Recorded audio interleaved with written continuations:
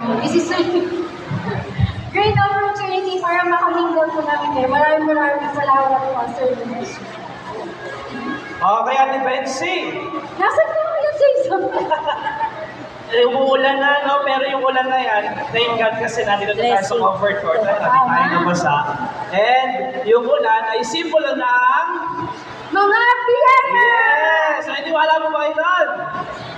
Oo, tignan mo. Pero konti lang din naniniwala. Ako naniniwala talaga ako. Wala na yung kaya. Mamaya mamano Huwag po kayo mag-alala sa labas lang po bumabaha. Dito konti lang.